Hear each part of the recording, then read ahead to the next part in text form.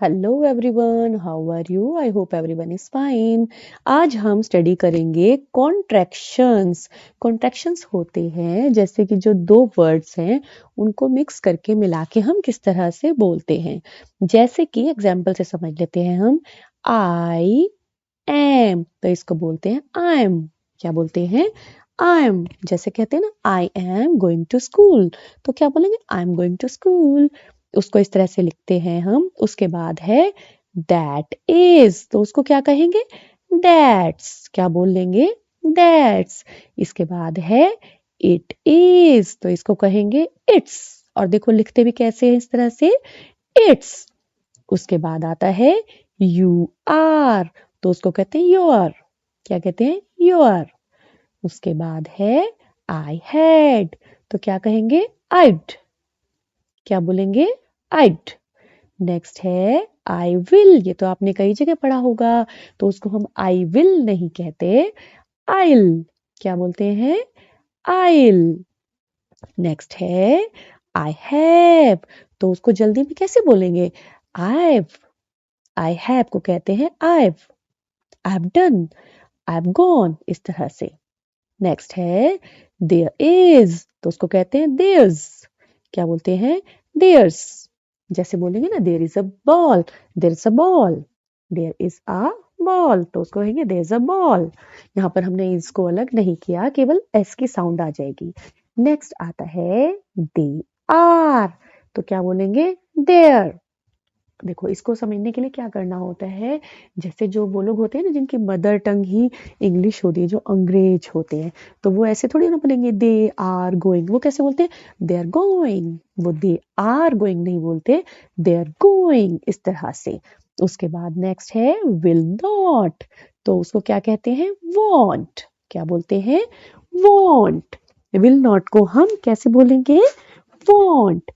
इसके बाद आता है इज नॉट। क्या आता है? इज नॉट, तो इसको कहेंगे हम isn't. Isn't. It is not funny, तो हम कहेंगे it isn't funny. It isn't funny. उसके बाद आता है आर नॉट, तो उसे हम कहते हैं आंट। क्या बोल देते हैं? आंट। आर नॉट, जैसे यू आर नॉट गोइंग, तो हम कहेंगे यू आर गोइंग।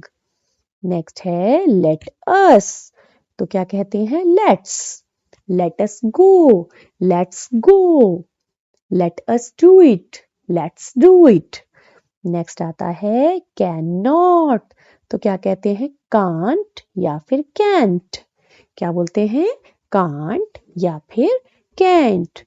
उसके बाद आता है मस्ट नॉट, तो उसको क्या कहते हैं? Must not. इसको हम लिखते हैं मस्ट नॉट, मस्टंट। आप इसको मस्ट मस्ट नॉट को आप मस्ट नॉट बोलेंगे और लिखेंगे इस तरीके से। जब रीड करेंगे हम इसको, तो मस्ट नॉट पढ़ लेंगे, क्योंकि ये एक साथ मिला के बोलने में आपको थोड़ी सी प्रॉब्लम होगी। आप बोलकर देखिए मस्ट नॉट, क्योंकि दो बार टी आ रहा है, तो मस्ट नॉट। बस इसको फास्ट बोलेंगे। नेक्स्ट आता है डिड नॉट, तो इसे हम कहेंगे डिडंट। क्या कहेंगे? डिडंट। इसके बाद आता है ही विल, तो उसको कहेंगे हिल।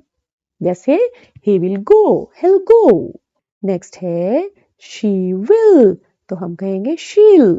शी विल गो, शील गो। शी विल ईट, शील ईट। नेक्स्ट है इट विल, तो क्या कहेंगे? It will go, it will गो। बस इसमें वो की साउंड हट जाएगी, इट विल की जगह it'll. It will go, it will do, it will do. Do not, ये आपने बहुत रीड किया होगा, डोंट। Do not, don't.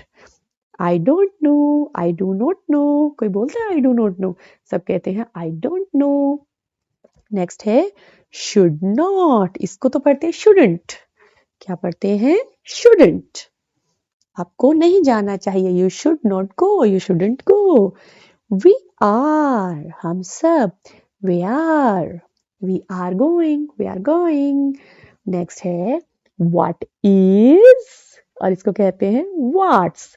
जैसे वो एक वो है ना सीरियल खिचड़ी, उसमें वो हंसा बोलती है ना व्हाट इज, तो उसको कैसे कहते हैं? व्हाट्स। अब देखो वो तो बोलेगी, क्योंकि जिसको इंग्लिश अभी कोई नया नया सीख रहा है तो वो कहेगा व्हाट इज, और जो सीख चुका है वो क्या कहेगा? What's. Next is who is, तो उसको क्या कहेंगे? हुज।